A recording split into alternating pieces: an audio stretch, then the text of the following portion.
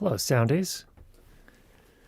Welcome to our impromptu sound for video session this week. We are making a recovery from last Sunday's stream where things just did not go well. And we're going to see if we do a little better here. We have a completely different setup here. We're using a completely different switcher from the ATEM Mini Extreme ISO, which seemed to be having trouble. And I've gotten in touch with my friends at Blackmagic Design, and they are we're working together to try and figure out what was going on there. But in the meantime, we're using the big ATEM 2 ME switcher, whose name I don't remember the rest of because it's very long. And in any case, let's go ahead and switch on over. I'm doing this one solo here tonight, but we've got a couple things I want to cover. We actually started to cover the dehum module from Izotope RX at the start of last session, and I actually cover that in a good bit of detail on my main channel, Curtis Judd, over on YouTube. So I'm probably going to skip that tonight, but we have a lot more detail over there. And then I want to jump into Dialogue Isolate and kind of talk about how it works and what it's good for, what its limits are, where it's really handy. And then we also have a question, and we'll come back to that in just a minute. So let me go ahead and queue up the Mac here so we can take a look at that.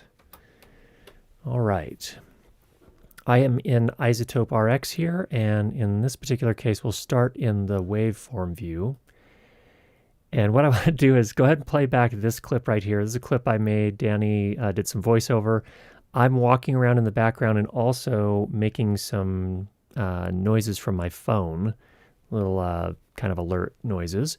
So let's go ahead and run through that, and you'll see where we're starting from, and then what Dialogue Isolate can do for us.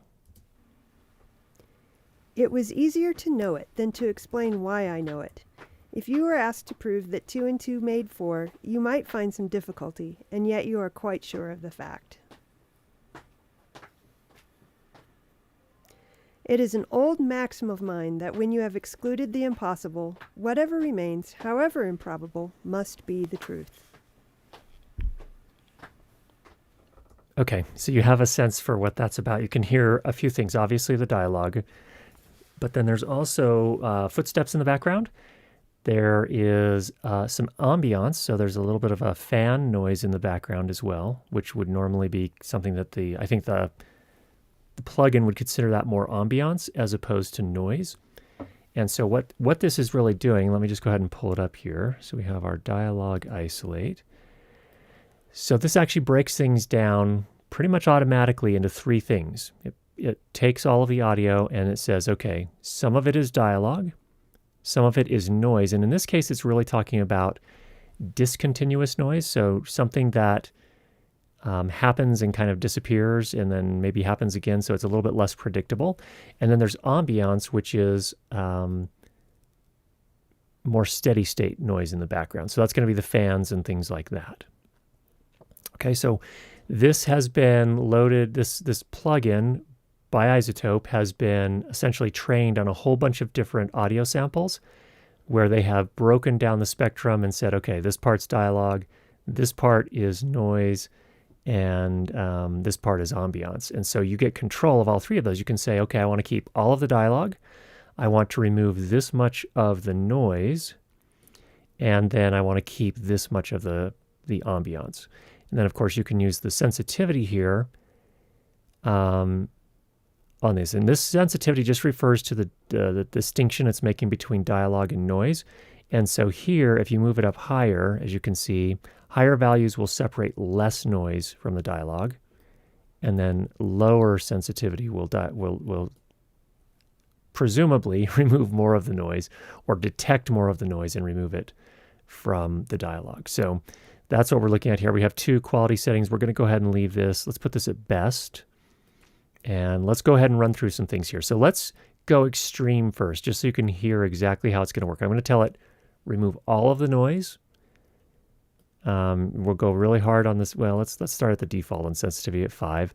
And let's say get rid of all the ambiance as well, just to see what it does relative to what we just heard. So here we go. Let's play through this.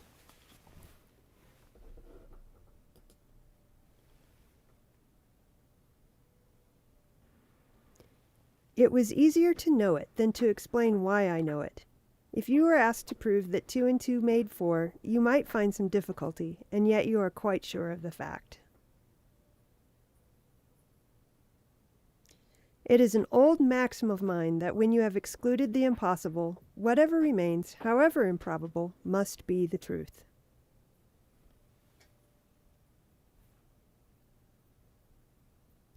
Okay.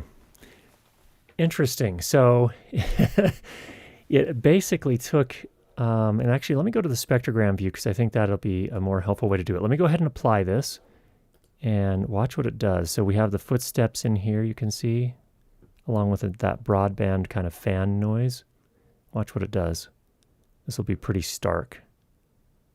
Ooh, wow. So here's this is a little mouth noise from Danny. It was intelligent enough to distinguish that from footsteps, which I think is very interesting. It did leave some traces up here in the higher frequencies that you can see a little bit, but it just basically obliterated the fan noise, obliterated any of the steps in between dialogue, where there is no dialogue, in other words. But you can very much still hear, well, and it reduced the footsteps in the dialogue that occur at the same time as the dialogue to some extent as well, which is very interesting. So Obviously, that's too extreme, and I wouldn't normally want to use it that way. So let's go ahead and see. I want to do one thing. I'm going to go ahead and undo that. Let's crank the sensitivity to the max. This should remove more noise. This is the most noise it's possible of eliminating. So let's go ahead and do another preview on that. Lloyd says that's just unfair. It's a little sterile, to be honest, but let's go ahead and run through.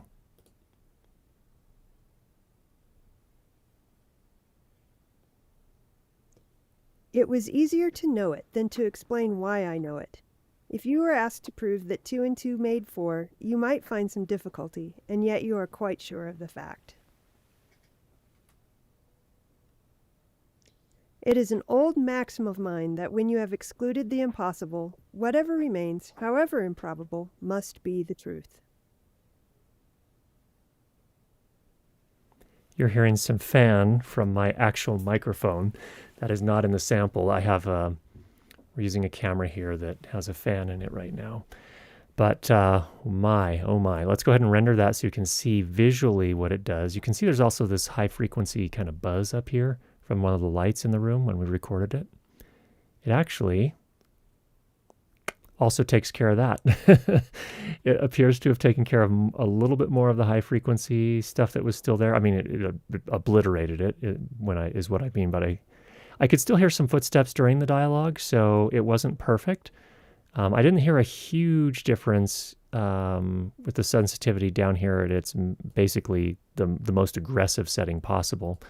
But it did, like visually, you can see it did a little bit more up here in the higher frequencies. So in any case, this is the idea of Dialogue Isolate. Now, at a practical level, if you're working on a short film or a narrative film or anything like that, even any other sort of video, I typically wouldn't push it that hard. So I would probably keep it the sensitivity. I'd start in the middle here.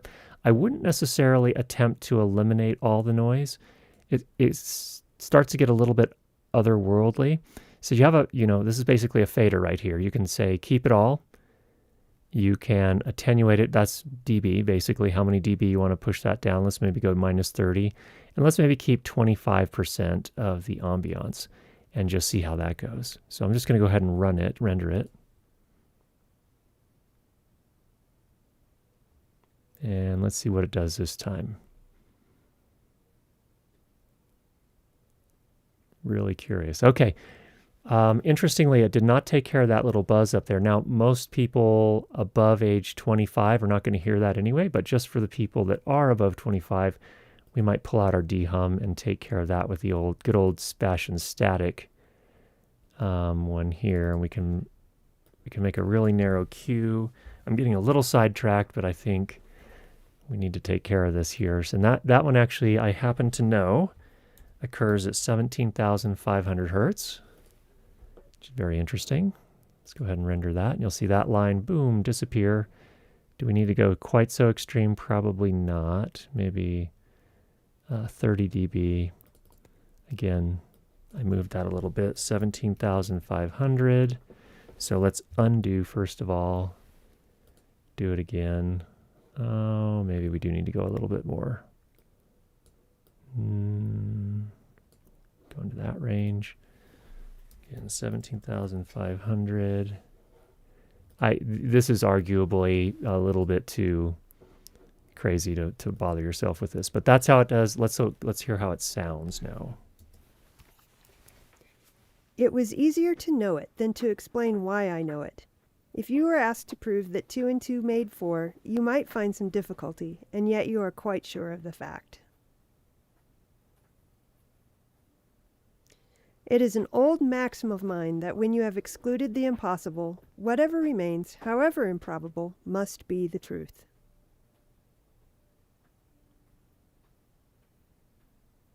Okay. Interesting. So you can really dial in exactly how much you want. And this is really helpful if you're going to be switching between microphones, say, for example, a lavalier microphone and, maybe back to a boom microphone. If you want to match the ambiance, you might not want to eliminate all of it. Or you're going to have to put in film, typically, you're going to probably want to put some room tone back in there. So that's just one thing to keep in mind. Now, the funny thing is Danny's actually upstairs playing violin, and I just realized you can hear that if you're listening carefully.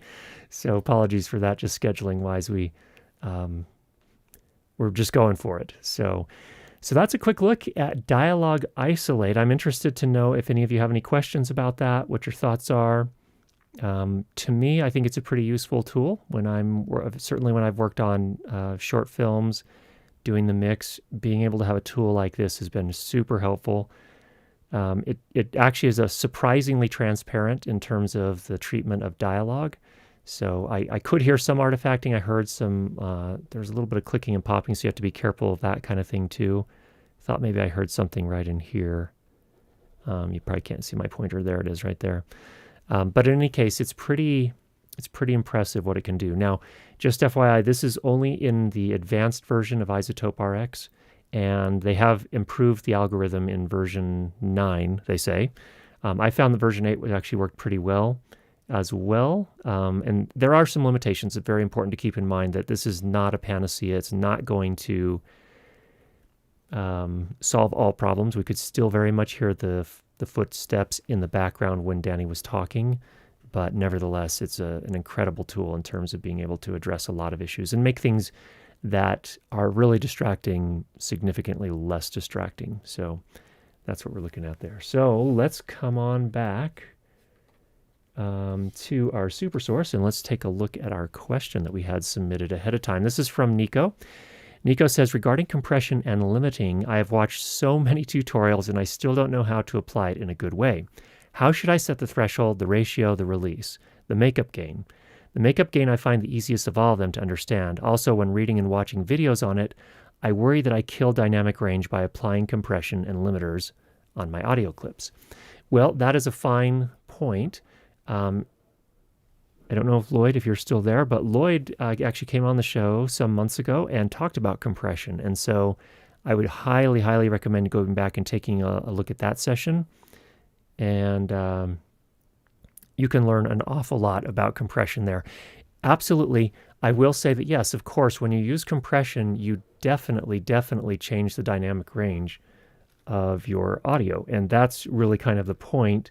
You have to make a choice about what makes sense in your particular case. Here, for example, is an audio clip of me. This is just a recording from one of my recent videos. You have to make a decision about where you're publishing the video or the audio if you're just doing an audio only podcast, for example. But let me just pull up my loudness control here. Whoops, not the leveler. That was a misclip. Let's get this. Okay. So right now this audio clip is sitting at minus 29.3 LUFS. And I've got 8 dB of true peak headroom. So I've got some headroom here.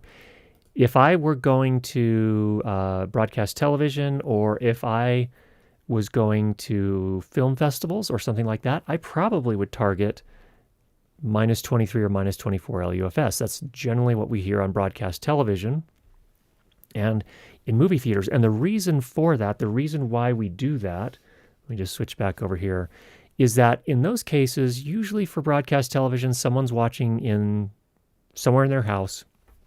They have a decent playback system of some sort. We can roughly assume. We can also assume that if they're really interested in the program, there's not so much noise in the space that they can't even hear what's going on. So that's one assumption. Obviously, if it's a film that's going to a theater, those are generally designed for very high quality audio playback. And so in that case, you can keep more dynamic range and the audience will be able to hear everything. So you don't have to compress it so much and push the loudness quite so hard. When you do need to push that loudness a little harder is for online things. That's when people are going to be watching on their mobile phones. And what's worse is they're going to be watching or listening on their mobile phones in cars, in trains, in airplanes, subways, boats, who knows where else. And in some, in best case scenarios, they're using their earbuds of some sort, but in a lot of cases, they're just listening on the little speakers, lots of noise around them. So in those cases, you really do need to push the loudness a little bit. So that, Nico, I think is a really important thing to keep in mind. You don't have to crush your dynamic range. It really just depends on the audience or the platform to which you're publishing that particular audio. So for online, I typically push it a little harder. For my YouTube videos, usually the live streams end up somewhere around minus 20 LUFS. because when you're doing it in real time, it's a little different. But for my YouTube videos on my main channel, I typically normalize to about minus 17, minus 16, minus 17 LUFS overall. So that's because I know a lot of people are listening. I have the analytics. A lot of people are watching on their phones, maybe on their tablets, and probably about, I think last time I checked, it was about 35 or 40% were actually watching on their computers. So, and then even like a really small sliver, actually a surprising number were actually watching on things like Apple TV. I was surprised at that. But anyway, so in those cases, for mobile, you have to push it a little harder. Now, let me just run through this. So this is a mono clip right here. I could easily go, when mono is always 3 dB less to get the same perceived loudness. So if I'm going to normalize this, I'm going to make this audio clip dual mono at some point, or stereo, depending on how you want to think of that. I'm going to go ahead and normalize it to minus 26 LUFS right now. So I've got enough headroom to do that. I've still got 4.7 dB true peak headroom between the tallest amplitude peak and 0 dB. So I'm good. So what I can do here in RX is I can actually just highlight that, copy it, file, new. We'll give it a name later, but I'm going to change it to 48 kilohertz, which is my sample rate, and I'm going to make this stereo. Click OK. Now I can just Command V, or I can't remember what it is on PC. Is it Alt or Control? I think it's Control V on PC. Now you can see here we have it in dual mono, and it is now sitting at minus 23 LUFS. So that's if I was going to, again, if I was working on a short film that was going to be screened in a theater or for a film festival, I would probably target this level. If I was going online, that's when I'd want to probably bump this up to minus 17. So how I would do that in this particular case, let's just actually run through that really quickly. So right now, I can see that my waveforms are a little asymmetric here. It's a little taller. Amplitude is taller on the top than it is on the bottom for this waveform, and you can see it pretty vividly here as well.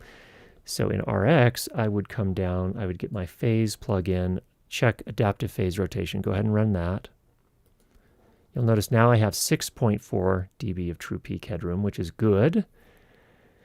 So to get me to minus 17, I need, in terms of overall headroom, I'm going to need to do a little compression and pull these peaks down a little bit, but I'm going to need this true peak headroom to be, if I want to go to minus 17, I need 6 dB, plus I need another 1.5 dB on top of that, because once I export this audio into a lossy format, like any sort of video clip, most video clips at least, that are going to be uploaded to YouTube or whatever, they're going to go into a lossy format like AAC, or maybe MP3, probably AAC. So I'm going to need that additional. So I need, essentially, I need 7.5 dB of true peak headroom. So I'm going to need to do just a tiny bit of compression. So let's get our compressor here. I'll go ahead and open that up. In this case, we're just going to use our Nectar, which is another Izotope plugin. Oh, you can't see my screen. Thank you, Andrew. Apologies. We're going back to this. Okay. Sorry about that. Hopefully that all makes sense, but let me just run through that again just to make it clear for everybody. Apologies. This is what happens when you run your own show. So audio clip, I brought this in. Let me go back. Let me just go ahead and close this, and I've run through this again. I don't know how far back it was that I had it. So here's my audio clip. I'm going to Command A to select all of it, Command C to copy it, File, New. Here's where I'm going to drop it into, make a new stereo file at 48 kilohertz, which is the sample rate I'm using. Now I can Command V to paste it in there. Now you can see we took that mono clip, which we had before, right here, and now we have turned it into basically a dual mono or a stereo. It's the same thing on both channels, but that's what we've done here. Now, we are currently sitting at minus 23 LUFS. Again, I want to get it up to minus 17. So the first thing I'm going to do is take care of these asymmetric waveforms here, get myself a little bit of free headroom, mostly free headroom. I've noticed that this phase rotation doesn't generally affect dialogue sound. You can also, be careful and listen to it. I've never had a major problem with that. But but I'm going to pull up my phase plugin. And I've checked adaptive phase rotation. Let's go ahead and hit that. You'll notice now it made this much more symmetric there and there, which was asymmetric before. And now we have 6.4 dB of headroom. Great. Now I need to get to 7.5 before I can bump it up to minus 17. So let's get ourselves up to 7.5. So I'm going to go ahead and pull up my plugins here. This has my compressor. All right, to get that to where I want it, let's go ahead and maybe set that threshold. I'm using the top of the plugin window to indicate what will be affected. If I set my threshold right here to minus 11, let's go ahead and set the threshold. The threshold's now at minus 11. That's going to just barely touch those that are just kind of sticking out a little bit. So let's go ahead and do that. I'm going to set my ratio here. Let's start with a 3:1. We don't need to go too crazy. We've got a fast attack, fastest we can get here. Our release, we're going to start at 500 milliseconds just so we don't get that super compressed sound to it. And let's go ahead and preview it and see how it sounds. Here we go. If you have any questions, go ahead and leave those down below. And if you've not already subscribed, make sure you do that. And we'll be sure to get you more great videos on how to improve your lighting and sound for video. Talk to you soon. Okay, pretty transparent. I'm going to go ahead and render that. And what happened? We now have 8.2 dB of true peak headroom. So we have plenty of room to go ahead and get that to where we want it. So I'll go ahead and bump this to minus 17 LUFS. Go ahead and render that. Still, we're left with 2.2 dB of headroom. This is what it sounds like now. You may need to adjust your volume. This is going to be a little louder than I am right now, most likely. Here we go. If you have any questions, go ahead and leave those down below. And if you've not already subscribed, make sure you do that. And we'll be sure to get you more great videos on how to improve your lighting and sound for video. Talk to you soon. Okay. So that's generally how I would approach it for web. So Nico, I hope that helps. I hope that makes sense. You don't always have to loudness normalize to minus 16 or minus 17. That's a recommendation that I have for web. It's actually didn't start with me by any means. Paul Figiani was the one that I learned a lot about this from. He's a podcast post engineer, does really, really nice work. So anyway, so there's some thoughts there on that particular topic. So that's a great question. Thanks for that. All right. Let's go ahead. You know what? I didn't set up the, I have the chat on a computer here, which is awesome, but I didn't set up the key. So I think what I want to do is, I'm going to set up the key. So you're going to see some funny business on the screen here while I do that. And actually what I'll do is I'll talk through it. Let's go ahead and show you. So I'm going to go back to the Mac Pro. We're going to show you behind the scenes here. We are going to go into the ATEM software control, back to the switcher. We are on the palettes tab here. We're going to go ahead and pull down the superstars. We're going to use our upstream key, and we're going to use a Luma key. What we want to fill it in with is, of course, our chat computer. And the key source is going to be the chat as well. So fill source is chat, key source is chat. All right. Now I have a little cheat sheet that I've used. So let me go ahead and pull that up. And that's going to be, where am I going to find that? Over here.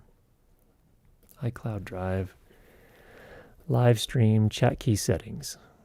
There we go.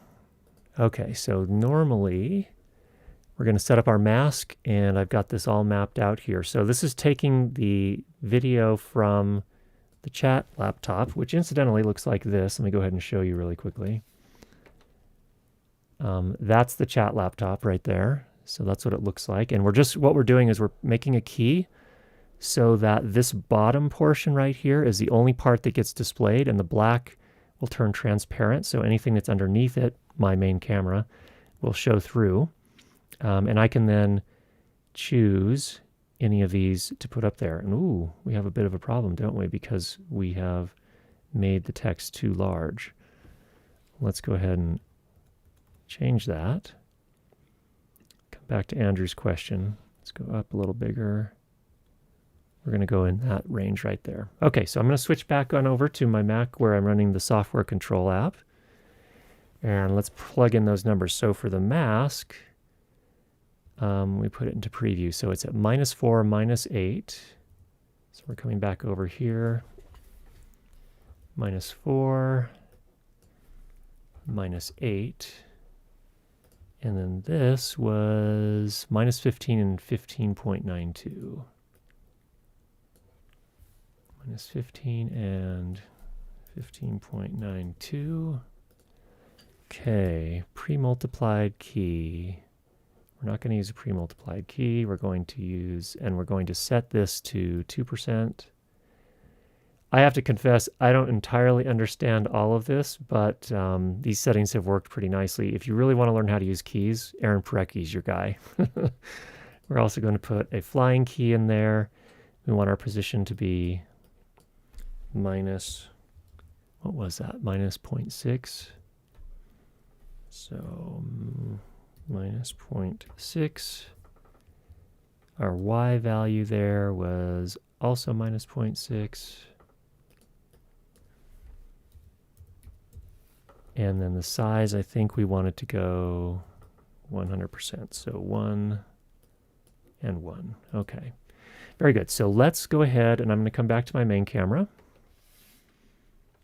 There we are, back on the main camera. And let's go ahead and try turning on our key and hope it works. It sort of works. That's what we have right now. So something didn't, did we? I can't remember. No, we had transparency, I thought. So, okay, so that's the, that is the pre-multiplied clip percent. So if I bump that to, there's 5.2%, there's 6.2%. You can see there's a line at the top that we didn't get. So our numbers aren't quite right. I think the top mask, we're going to need to change that. So I just need to make that a little bigger, and there we go. I think that's going to do it. How does that look out in the chat there? Does that look okay? Over here, from what I can tell, it looks pretty good. All right, so let's answer this question. Andrew says, question, when making your videos, Curtis, do you create a dual mono track as you've done here before exporting to Final Cut Pro? And yes, the answer is usually yes, I do. Just for simplicity, I usually, just to make sure everything's working right, yes. The short answer is yes. And I do it basically how I showed you there. I sometimes also will do it in Audition. You can do that same thing in Audition. That's how you do it in Izotope RX in terms of taking a mono audio dialogue clip, making a new clip, making a new file basically, making it stereo, and then dropping in the mono clip, and it automatically copies the same thing to both the left and right channels. So that's how I approach that. Okay. There we have Brian. It's good to have you here. And you got it, Andrew. Thanks for the question. All right. Here's some thoughts from Lloyd on compression, and Lloyd's actually taught me a good bit about compression as well. Compression is a black art. Each compressor is like a different pair of speakers or a different guitar pedal. They have similar controls, yet can get different results. Just start and have fun. I couldn't agree more. It's interesting because some of them have, for example, soft knees, and the soft knees apply in different ways. And if you're not familiar with the concept of a soft knee, do I have anything I can show you a soft knee on? I do. I don't have anything pulled up in it. But basically a soft knee is rather than just having a very discrete threshold at which as soon as the audio amplitude gets above that threshold, the compressor, the action starts kicking in. With a soft knee, it actually starts before that, but to a lesser extent. So it kind of has a delayed or kind of a rubber band kind of effect, and it can start to sound quite a bit different. So it's an interesting thing to experiment with, a soft knee versus a hard knee on different compressors. That's one element. There are tons of elements, and you're right. Each compressor is really, really different, and so experimenting with different compressors is a lot of fun to see how it affects your voice overall. So a lot of the kind of the vintage compressors that are in today, you can get a lot of, kind of digital versions that are emulating the vintage compressors. They have an interesting character as well, and each of them have a different character. So that's really an interesting kind of experiment as well. And a lot of times what they're doing is they have that kind of rubber bandy effect, kind of a, how's the best way to describe it? Maybe Lloyd, you could describe it better than I can, but it's really quite interesting, and it is a lot of fun to play with them for sure. Oh, let's see. Thanks for that, Lloyd. Greg has a question here. Have you found any problems with RX9 Dialogue Isolate? I'm getting dropouts every 30 seconds or so where one syllable will drop in gain significantly. Had to revert to the old algorithm. I have not noticed that yet, Greg. I haven't used it a ton. I did, basically this experiment we did here. I played around with this clip a fair bit, but I haven't noticed it. That's very interesting. So I'm curious if you've contacted Izotope and if they've had any response on that. That's very, very interesting. So basically, it sounds like it's dropping the gain on the dialogue, I assume, pretty dramatically. It could be that it's confused over the separation between the noise and the dialogue itself. Yeah, it's really interesting. The tech is sort of a kind of a black magic. That's a black magic thing as well. By that I mean they're trying to automate so many challenging audio cleanup tasks into a super simple interface using, they call it artificial intelligence. I don't know if that's the right term or not, and we could argue back and forth about that all night, I suppose, but maybe it's more machine learning, but I think it's a machine learning algorithm where they fed a whole bunch of different, based on their description, fed a whole bunch of different samples through and then defined, okay, this is what's noise and this is what's dialogue and this is what's ambience. So no doubt there are going to be some wonky things from time to time. I haven't run across any of those yet, but I'll definitely keep my ears open for that.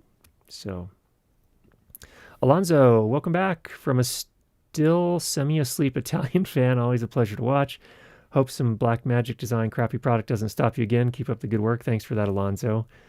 We are using black magic gear again tonight, for better or worse. Actually, let me tell you a little bit about that, actually. That's one thing I did want to talk about. So the A10 Mini Extreme ISO, the weird thing is it's happened 3 times now. 2 times you've seen, for those that watch the live stream regularly.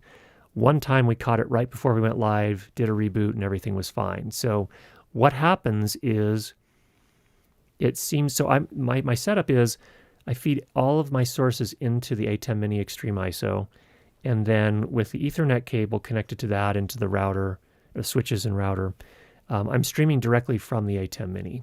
That's normally how I do my live streams. That way my computers are completely free to focus on other things. So for example, my main computer here I can use for the demonstrations. I've got another computer here for the chat. I've got an iPad for the agenda and the super source. This thing, oh, whoops. What happened here? Super source.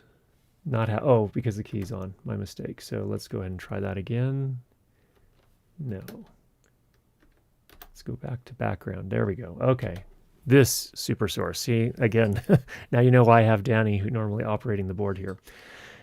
So this is the iPad screen down at the bottom, and of course the main camera up top. So having all that plugged in to the Extreme ISO, then I can stream directly from there. What appears to be happening is that the switcher continues to work just fine, but for some reason the encoder just freezes.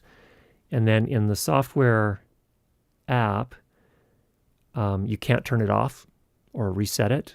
And basically the only thing I found that actually does reset it is power cycling it. So actually turning it off and turning it back on. Now, I think it was 3 or 4 weeks ago that happened when we were doing a microphone demonstration, and we were able to get it back up and it was working again. So it doesn't appear, at least directly, to be an issue with my internet connection. We have a 1 gigabit up and downstream, so symmetric fiber connection, and that doesn't appear to be the problem. So that first time it happened when we were doing the micro demo, we rebooted the A10 Mini and reconnected the stream, and everything was fine from that point forward. Last Sunday, we rebooted the A10 Mini twice, and it still just wouldn't pick up. The weird thing is I immediately went to speedtest.net to check my internet connection. And at least between me and my internet service provider, things were perfect, no problems whatsoever. So it doesn't appear to be my local, my own network within the office here. Between me and the internet service provider, that doesn't appear to be a problem. So it could be something beyond that, of course, between the internet service provider and YouTube. But it looks like it's actually, from what I can tell, it's the A10 Mini Extreme ISO. So I've opened a ticket with Blackmagic. They got back to me and said, "What happened to the cache when that happens?" And I was like, "Well, I don't know." So I'm gonna have to recreate it somehow and watch and see what's happening to the cache. And so that's where we're at right now. So my next job is to go and somehow recreate that issue. So I'm gonna have to do a whole bunch of test streams. I suspect, if I had to guess right now, I don't know this, so I'm only guessing at this point. My suspicion is that there's some sort of maybe soldering on the board that's gone bad in there between the encoder and the board, or something like that. That's a guess. So I don't know. The thermal envelope of this is interesting because it does have has a louder fan than the original A10 Minis. And I'm sure with 8 inputs and everything that this thing is doing, it generates more heat internally. I don't know. Maybe I just got one of the solder joints was almost good and it worked fine for a few months, and then something happened. Who knows? But that's where we're at right now.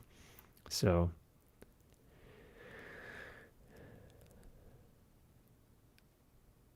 Okay, looks like there's some more going on here.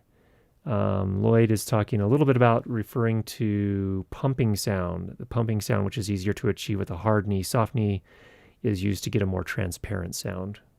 Very good. Thank you for that. And then Greg confirms, yes, dropping dialogue strange. Oh, I need to put these up on the screen. Let's turn that key back on. There we go. Oh, and of course, that's not quite working, so we need to go just a little bigger. Okay. Yes, dropping dialogue strange as very good signal-to-noise ratio should not be confused. You should show how to change the old algorithm on the settings icon in the dialogue isolate box. Someone had to show me. That's a good idea. Let's do that. So I'm going to go back to the Mac Pro, into Izotope. There we go. And we'll pull the key off here. All right. So how do you do that in the dialogue isolate? It is actually kind of hidden. So we'll come back up here to dialogue isolate. Now I'm going to have to remember. Here it is. Under this gear icon, use legacy algorithm. Is where you do that. So if you uncheck that, you're using the new algorithm. If you check that, you're using the legacy algorithm. So if you want to step back to the older version, that's still available to you. Thanks for bringing that up, Greg. Okay. We're back there.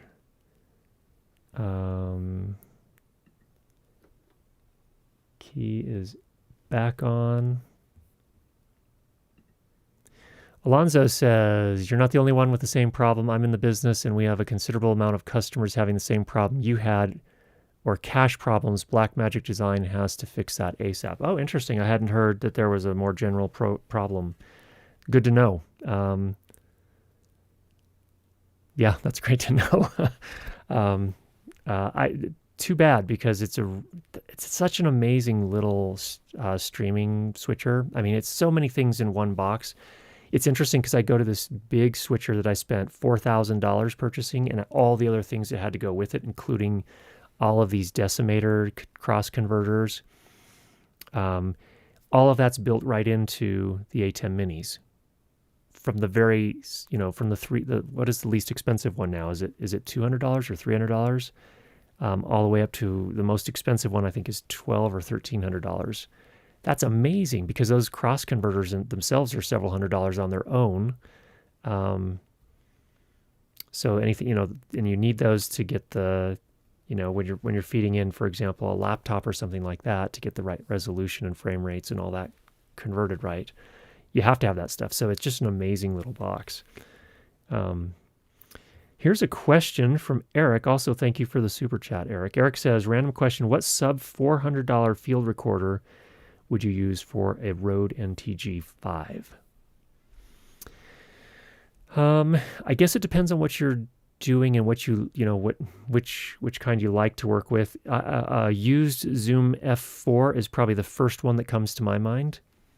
If you're okay with buying used, a Zoom F4 would be a great choice. That's probably the best you could get for that amount of money. I think maybe you could get a used first generation Sound Devices Mix Pre for that amount of money as well, which would be a very good choice as well. If you're looking to buy new, not everybody likes them, but I like the Centrance. What's the new one called? Give me just a second to look that up. They actually they're coming out from more of a music standpoint, and they made a new one called it's a podcasting interface. Let me just look at I've reviewed it and I just forgot what it's called. I'll go to my channel and we'll look at the videos that have been published. And the name of that is the Portcaster from Centrance. Centrance, C-E-N-T-R-A-N-C-E. Let me go ahead and we'll pull up that video. I'm going to pause it here. So Riverside FM is the... Whoops, sorry about that. This is it right here. Centrance Portcaster podcast and live stream audio recorder and mixer. I like these. They don't have any menus. Everything is switches and dials. So it's a really kind of, from my point of view, very cool, more kind of analog approach. It's a digital recorder as well. It records to micro SD cards, and it has a built-in limiter. So if you do need a limiter, if you're doing a lot of dialogue, that can be a really helpful thing as well. The preamps are nice. They sound good. That'd be one of my other choices. That's probably where I'd stop the recommendations for there. So there's some thoughts on that. I didn't pull that up. See? This is where I need Danny for sure. This is the video here. Centrance Portcaster podcast and live stream recorder and mixer.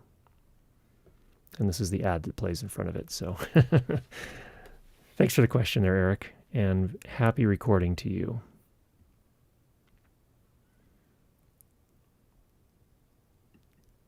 Sounds like Blackmagic is about to lose cash because of their cache. Could be. I hope not, because they make some really cool products. I hope them the best, and I hope they can fix whatever the issue may be.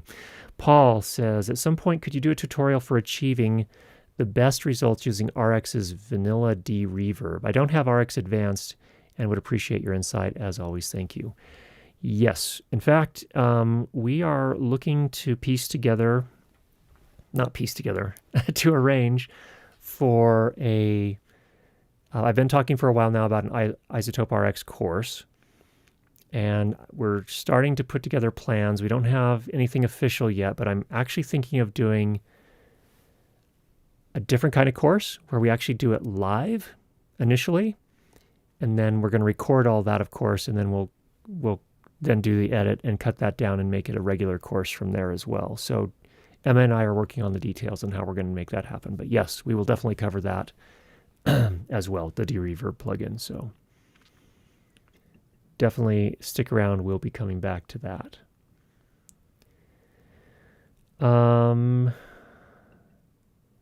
Yeah, MixPre 3.2 went up in price. The price of sourcing all the parts has gone up, and so the prices have gone up on all. You'll see that for most of the audio manufacturers that do much more niche kind of products. I don't know. I'm not sure the best way to describe that. Zoom, you're less likely to see that because they do mass-produced consumer products, and they move a lot more volume.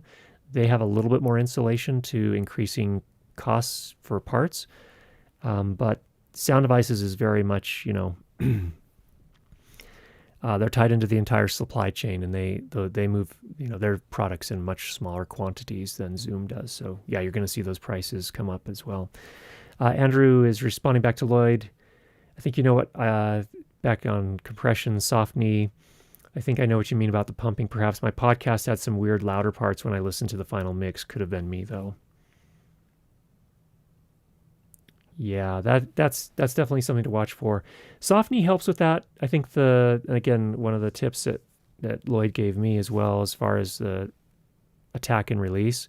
A lot of times going to a very, very fast attack and a slow release on dialogue. So by slow, I mean 500 milliseconds-ish. Fast attack. So it will catch those, those the spikes before they, get anywhere close to the 0 dB mark on the digital scale, transients. Anyway, so that would that can make a big difference as well. So something to try in combination with a soft knee as well. All right, Eric says thanks for the recommendations. Thomas is also voting thumbs up on an RX course. Any idea when Izotope will be adding plugin support for the new M1 Max with RX9? I don't know, and I wish I knew. And now they'll have the complication of a new operating system that just dropped from Apple if you're, if you're in that ecosystem. So Monterey is out now. I've upgraded the chat laptop, but I have not upgraded any of the other computers to Monterey yet because Universal Audio is still very much testing their products, so I don't know when that'll be done.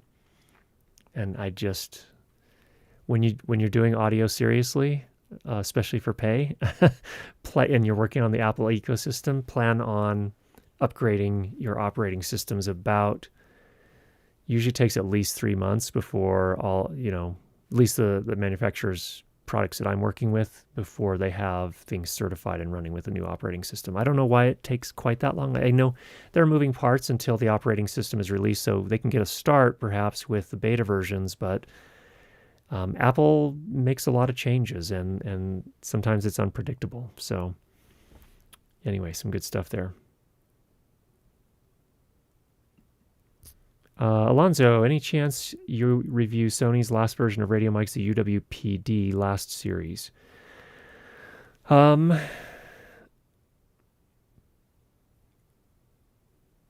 It could happen.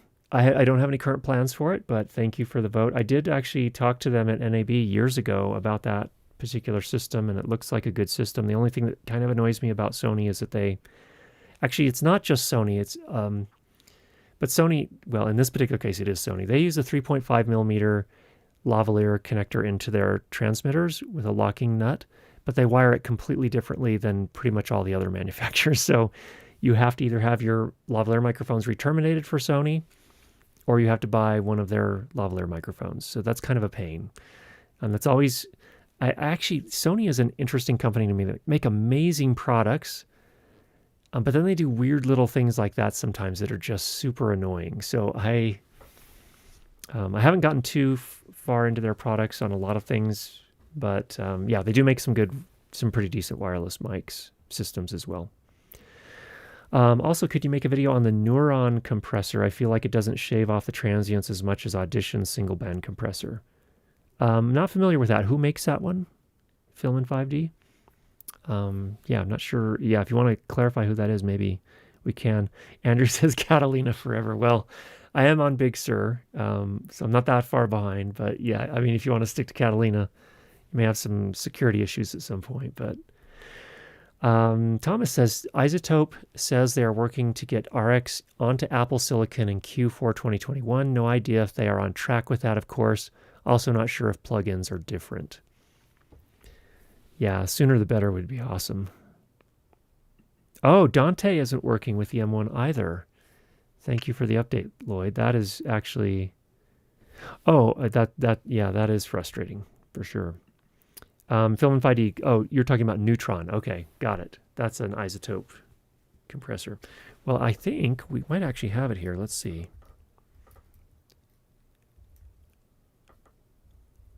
I don't know that I have it installed. Let me take a look. I know I have Neutron. I just don't use it typically. Where is our Izotope product portal? One moment. While we pull that up.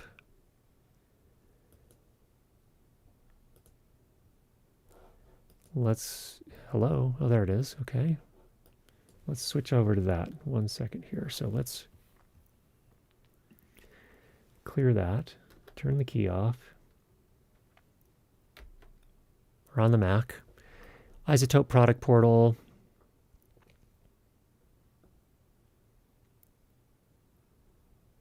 Neutron 3 advanced. I don't know if you want to sit through all of this, but yeah, I can take a look at that and just see. I'm just curious. It probably is using, I think that Nectar is probably using a soft knee of some sort, is my guess, but not too soft. And actually, you know, give me just a second here. It's asking for information. Okay, it's going to go ahead and install it. But yeah, it's the soft knee.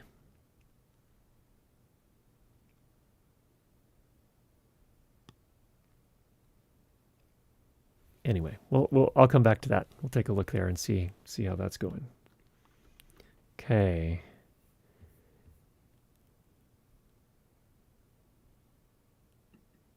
I have to use it now that I can't link back to Audition on M1 Mac. Okay, got it.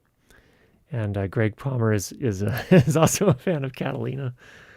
Masterclass for RX9 sounds astounding. I look forward to when it becomes available. I assume it's not probably more of an introduction to Izotope. It'll be a one-day thing when we do it live.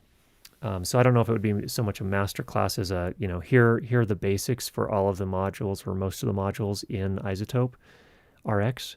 But still, that can be hopefully helpful to folks. So, all right, I do have to work tomorrow, so I need to get to bed. We'll come back to Neutron at some point. Actually, here's a good question. Now see, you're gonna be careful. We could be here all night. Greg asks, how often are you using a compressor on Dialogue? Well, it depends on, again, what I'm doing. When I'm working on a short film, if it's a film that's only going to web, then I probably will end up doing some compression on Dialogue, and certainly on the final mix, again, to get the loudness, you know, up to those internet levels, if you will. If I am just, and that's true for my day job where we're doing almost all of our videos go to web, so they're either on YouTube or at Webflow University. If I were when I'm doing a short film, however, and it's going to be screened in an actual theater, then a lot of times you can get easily where you need to go in your mix without doing a lot of compression on the Dialogue, at least. You might still do some compression on some other sound design elements, more for the purposes of kind of melding a mix together and for going for certain character sound on different stems or different groups within the mix, whatever you're trying to do. But in that case, I don't generally have to compress the Dialogue quite so much. Or if I do, it's really just a very kind of a pass just to take care of the transients that are sticking way out. Just really kind of pull those in a little bit. So that's generally how I approach it. Greg. What is Wix Fizz? Are you thinking of Zip Fizz? I don't. I'm not sure what that is, Andrew, but maybe that is the Australian version of Zip Fizz, and that's something that Alan Williams uses quite a bit of. My body can't usually take that much caffeine. I just get for reasons I don't understand. It's like, oh, it's so overstimulating that I just kind of crash. So I stay away from it. Let's see here. It turns out that Neutron 3 is now installed. Let me see if I can link it up here in RX and get this going. What's going on here? Something funny is happening. RX, there we go. Switch back over to that, to the Mac Pro. So there we go. I'm going to go ahead and close Dialogue Isolate. I am going to go into the plugin, and then I'm going to choose, where is it? I think we're going to have to go to Manage Plugins. These are all the enabled plugins. So Neutron should be in here somewhere.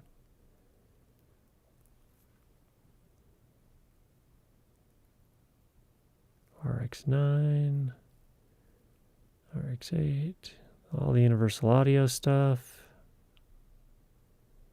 This UI is a little bit difficult to work with. There's our ozone 9. Nectar inside. I don't not see, why am I not seeing neutron? Let's rescan. There we go. Okay, so we should be able to now come in here and pull up the compressor. I'm not going to share at the moment. Okay, so let's see. Oh yeah, here's the soft knee right here. You can change that. So if you wanted to, I'm not sure how much you can change it. Can you change it by 10? Ooh, that you can do a lot. How far can you go? Crazy far. All the way to 50 it looks like. So I would probably just do a few dB, something like maybe 3 dB, experiment with that. So the idea is if I set the threshold here, say to 10, it's actually going to start kicking in somewhere around minus 13. The compressor will start to apply in a more mild fashion and then fully kick in once you get to the actual threshold. In this case, minus 10 is the idea. That's the general idea. Again, they all implemented a little bit differently. But yes, you can apply, it looks like a soft knee here in the neutron compressor. So yeah, I would just go with 2 or 3. And let's go ahead and show you how that would work. I'm not going to actually, let's run it through on this clip right here, just so you can see visually what it's doing. I'm going to change this to a fast attack. Again, release around there. Let's go 3 to 1, no makeup. Send the whole thing to the mix. Okay, preview. If you have any questions, go ahead and leave those down below. And if you've not already subscribed, make sure you do that. And we'll be sure to get you more great videos on how to improve your lighting and sound for video. Talk to you soon. Let's go ahead and set it to play through.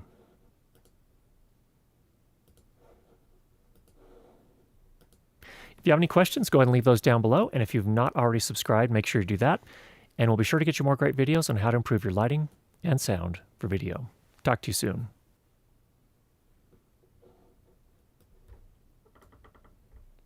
My creaking desk. Here we go. I want to keep playing. If you have any questions, go ahead and leave those down below. And if you've not already subscribed, make sure you do that. And we'll be sure to get you more great videos on how to improve your lighting and sound for video. Talk to you soon. If you have any questions, go ahead and leave those down below. And if you've not already subscribed, make sure you do that. And we'll be sure to get you more great videos on how to improve your lighting and sound for video.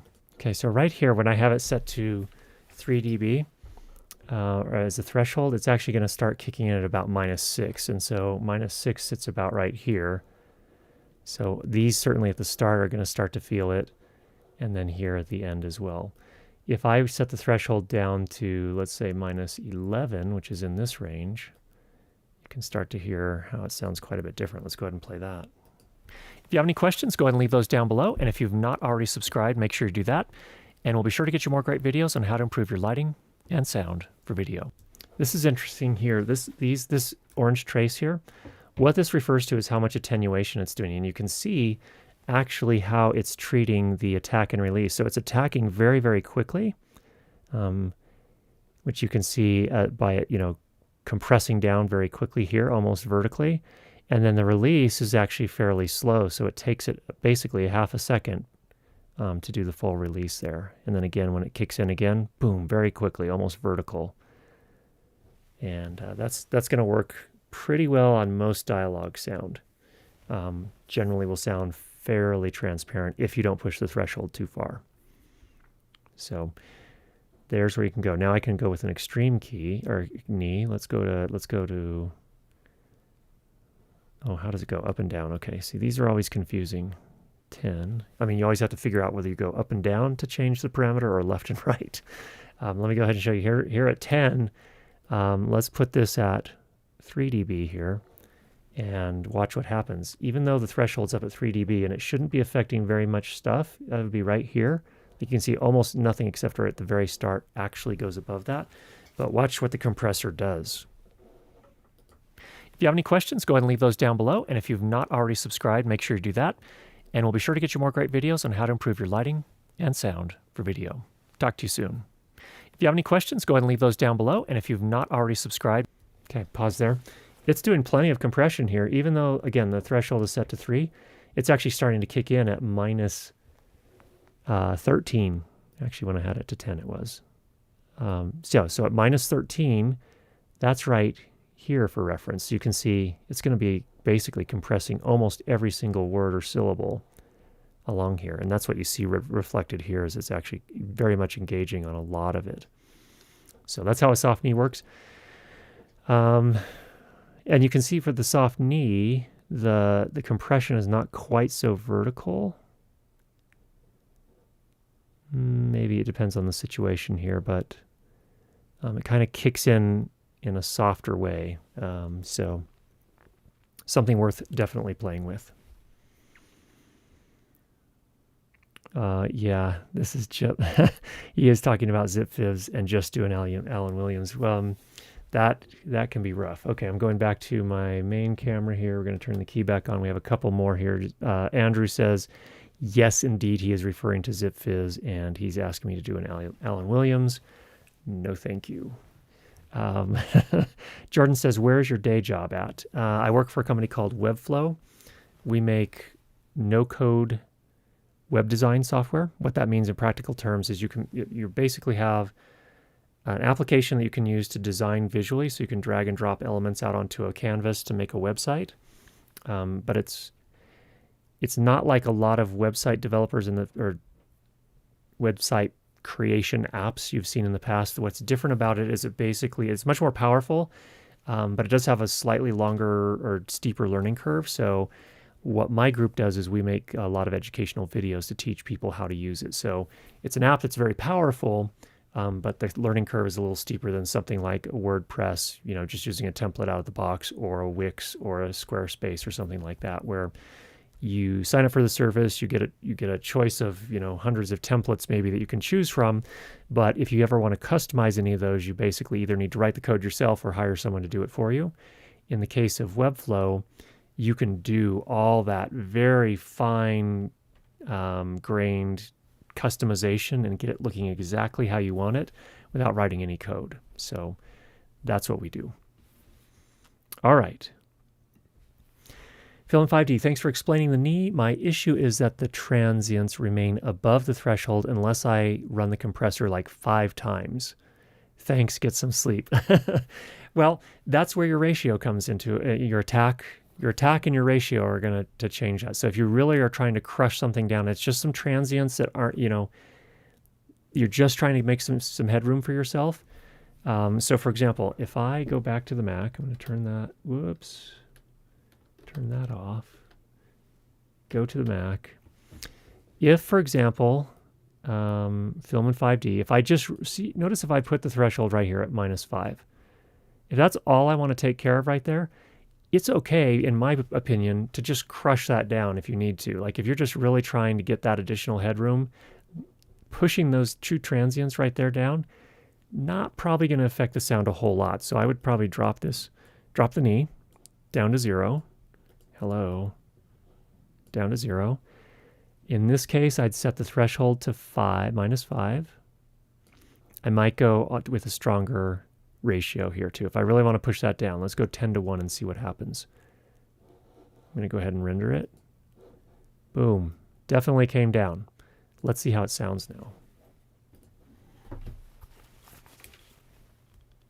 And sound for video. Talk to you soon. Still didn't change it a whole ton. So if you're really just trying to get those last few transients, I'm okay. At least my approach is, if I just really need to move a couple of transients out of the way, like with a bulldozer, just crank that ratio up, turn the knee off. So you're using a hard knee. You could actually still use a soft knee and maybe not push the threshold down quite so much. But those are the ways to approach it. You have kind of a whole bunch of different parameters you can work with there to get that what you need. But those are the parameters I would focus on to get it where you need it.